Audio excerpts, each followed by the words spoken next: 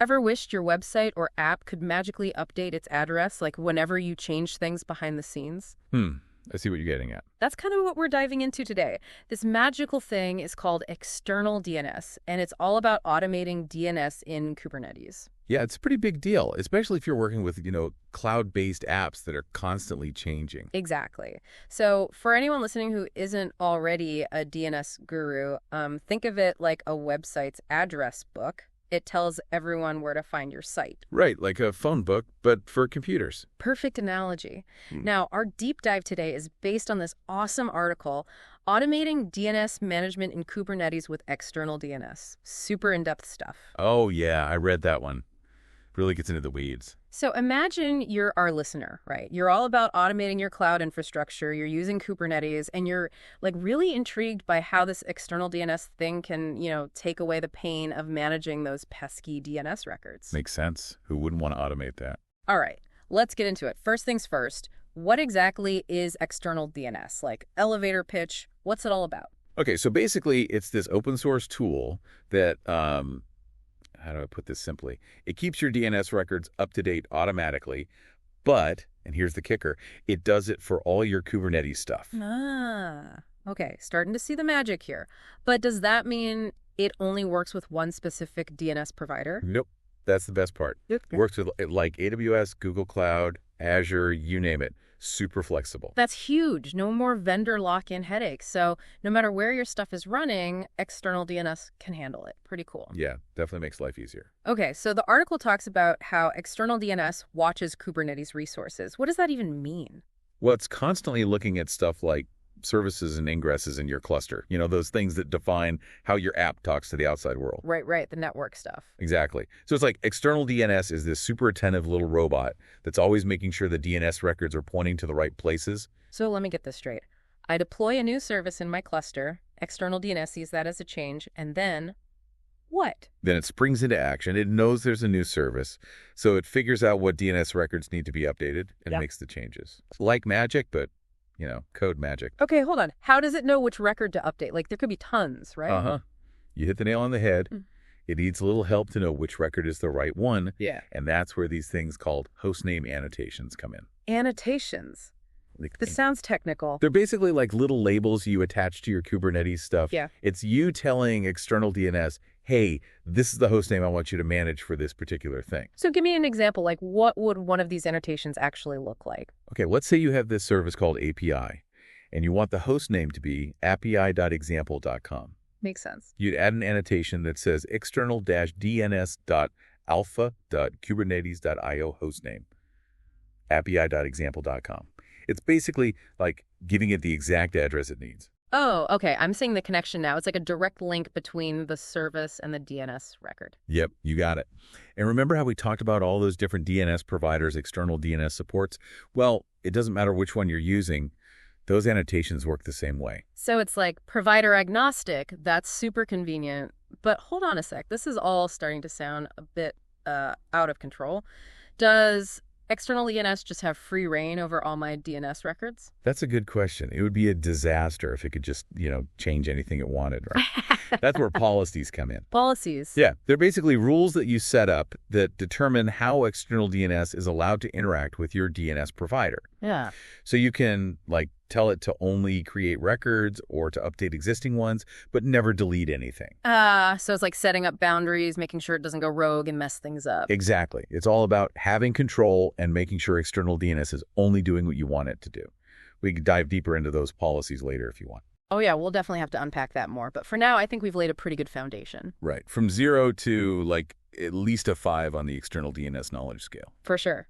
We've covered what it is, how it works with Kubernetes, those annotations, and even touched on those all-important policies. But there's still so much more to explore. Oh, yeah, tons. Like how it actually keeps everything in sync and the different ways it can do that. That's a great cliffhanger. We'll pick up right where we left off in part 2 of our deep dive into external DNS. Stay tuned. Welcome back to the show. Remember those control loops we mentioned? The ones that keep your DNS records in perfect harmony with your Kubernetes cluster? Oh, yeah, the magic behind the curtain. Right. So spill the beans. What are they all about? And why should I care? Okay, so control loops are basically how external DNS makes sure your DNS records are always up to date. They constantly monitor your Kubernetes resources, comparing them to what's actually in your DNS records and, making changes if things are out of sync. So it's like constantly checking to make sure everything matches up. Yep, exactly. Like a super diligent record keeper. Makes sense. But you mentioned there are different modes for these control loops. What's the deal with that? Right, so there's interval-based mode. It's kind of like it sounds. External DNS checks for changes at like regular intervals. Could be every minute, every hour, even every day. It really depends on how often things are changing in your environment. So if I don't deploy new stuff very often, I can probably set it to check less frequently. Yeah, exactly. Like if your cluster is pretty stable, you don't need it checking every 5 seconds. Right. Efficiency is key. But what if I'm deploying new stuff constantly, like multiple times a day? That's where things get a little trickier. You could use interval-based mode, but you'd have to set a really short interval to make sure it catches all those changes. But there's another option that might be better. Event-based mode. Event-based. That sounds a bit more real-time. Exactly. In event-based mode, external DNS isn't bound to a schedule.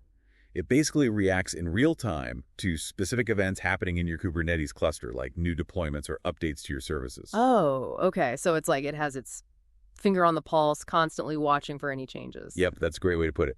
So as soon as you deploy a new version of your app, boom, external DNS picks up on that and updates the DNS records right away. Wow.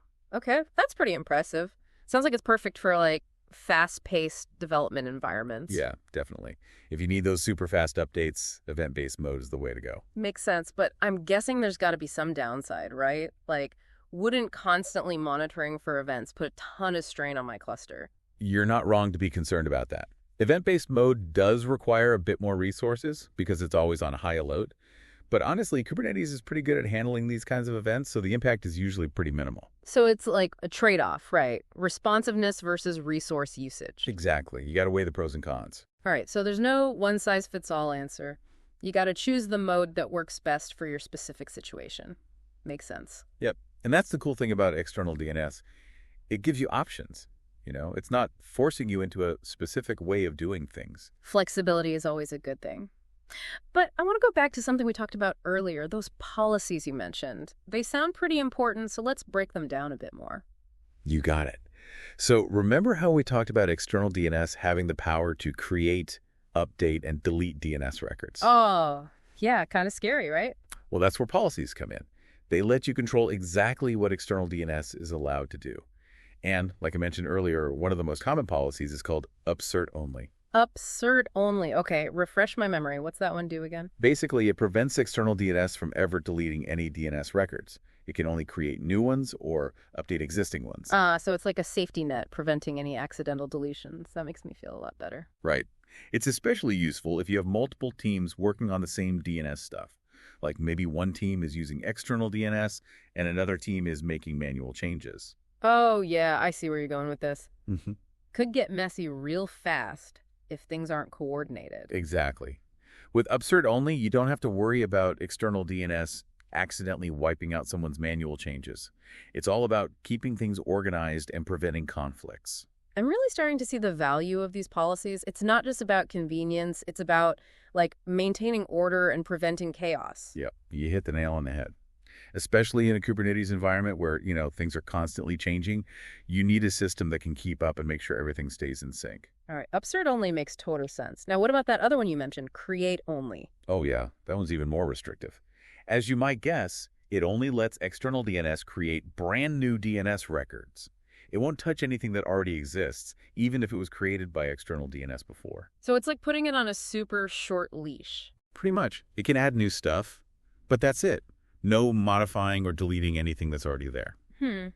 I can see that being useful in situations where you need super tight control over your DNS records, like maybe for security reasons or regulatory compliance. Exactly. If you're dealing with anything super sensitive, create only gives you that extra layer of protection. All right, I'm starting to get the hang of these policies. It's all about choosing the right one for your specific needs and, like, your comfort level with automation. Yep. It all comes down to finding the right balance between control and, letting the automation do its thing. All right, I think we've done a pretty good job dissecting policies. But before we get too lost in the technical details, let's zoom out for a sec. Back to the big picture. Exactly. What's the key takeaway here for all our listeners who are now probably drowning in external DNS knowledge? I think the main point is external DNS is awesome for automating DNS in Kubernetes. Like, it can really take a load off your shoulders. But it's not a set it and forget it kind of thing. You got to understand the different options, like those policies and control loop modes, and choose the ones that fit your needs. Right. It's all about finding the right balance. Don't just blindly turn on all the automation and hope for the best. Think things through. Exactly. And that's what makes it so powerful. You have the flexibility to tailor it to your environment and your workflow. All right, I think we've covered a ton of ground here. We've tackled policies, those control loop modes, and how to choose the right configuration. Feeling pretty good about our deep dive so far. Me too. But there's always more to learn. Oh yeah, definitely. We've only scratched the surface. Next time, we're going to dive into some of the more advanced stuff, like custom resources and how they can take external DNS to a whole new level. Yeah, that's where things get really interesting. Stay tuned for part 3, where we'll unlock the true power of external DNS. Welcome back to the final part of our external DNS journey. We've covered so much ground already, from the basics of DNS management in Kubernetes to those nitty-gritty details about policies and control loops. I'm feeling pretty confident, but I know there's always more to discover, right? Oh, absolutely. Like, we've only scratched the surface of what external DNS can really do. Okay, so what are we missing? What secrets are we about to unlock? Well, remember those custom resources we briefly mentioned? Yeah, vaguely. Remind me what those are all about again. They're like, think of them as add-ons, little power-ups that let you extend external DNS beyond its core features. You can basically customize it to fit super specific use cases. Ooh, I like the sound of that. More power. So, like, how would I actually use a custom resource? What kind of situations are we talking about? Imagine you have this, like, super unique in-house service discovery system, right? Something totally custom that only your organization uses. Okay, got it. Not your average setup. Right. External DNS wouldn't know how to interact with that out of the box, but with a custom resource, you can basically teach it how to talk to this custom system and update DNS records accordingly. So it's all about adapting external DNS to those one-off situations, those weird edge cases that no one else has to deal with. Yep, that's the beauty of it. You're not limited to the standard features. You can really make it your own. This is starting to sound like it's only for, like, super advanced users. Are custom resources just for the Kubernetes elite? Not necessarily. I mean, they can get pretty complex, but they're also super useful for anyone who's dealing with, like, custom tooling or just wants more granular control over how external DNS works. Okay, that makes sense. So custom resources, they're all about flexibility, pushing the boundaries of what external DNS can do. Exactly. It's like, taking this already powerful tool and turning it into, like, a Swiss Army knife of DNS management. I love that analogy. Okay, so we've got these custom resources. We've talked about policies, control loops, all these cool features. But let's get real for a sec. How are companies actually using external DNS in the real world? Oh, there's so many cool examples. Like, one really common use case is for multi-cloud environments. Imagine you're running your app on AWS and Google Cloud at the same time. Oh, wow. Yeah, that's next level. Right. Managing DNS records across 2 different providers manually would be a total nightmare. But with external DNS, you can set it up to work with both platforms seamlessly. So it's like a single pane of glass for all your DNS stuff, even if it's spread out across multiple clouds. Exactly. It just handles everything automatically. No more jumping between different consoles and making manual changes. I can already feel the stress melting away. Another great example is using external DNS in your continuous deployment pipelines. So, like, every time you push new code, external DNS automatically updates the DNS records to point to the latest version of your app. Oh, that's smooth. No more manual steps, no more delays, just seamless updates. And it frees up your developers to, focus on actually building cool stuff instead of messing around with DNS settings. It's all about automation, baby. Let the machines do the boring work. All right. This has been an incredible deep dive. We've covered so much about external DNS. It's crazy to think we started from scratch. Yeah, it's been quite a journey. We went from DNS newbies to, like, almost experts in just 3 parts. I'm feeling pretty empowered to go out there and automate all the things. But before we wrap up, I want to leave our listeners with one final thought-provoking question. Ooh, I like where this is going. Hit me. So with all this talk about automation, it makes me wonder, do you think tools like external DNS will eventually completely replace manual DNS management? Like, is that the future? That's a great question. It's tough to say for sure. I mean, we're definitely moving in that direction. The tools are getting more and more sophisticated every day. But you're saying there will always be some edge cases, some Yeah. weird situations where you still need a human to intervene. Yeah, probably. Like technology is constantly evolving, so who knows what challenges we'll face in the future.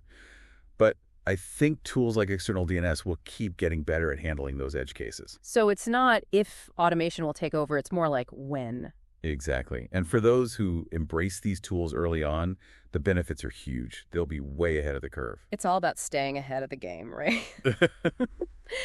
All right, I think that's a fantastic note to end on. Thanks so much for joining me on this external DNS adventure. It's been a pleasure. I always love geeking out about Kubernetes. And to all our listeners out there, thanks for tuning in. We hope you learned a ton about external DNS and are feeling inspired to automate your own DNS management. Until next time, happy automating.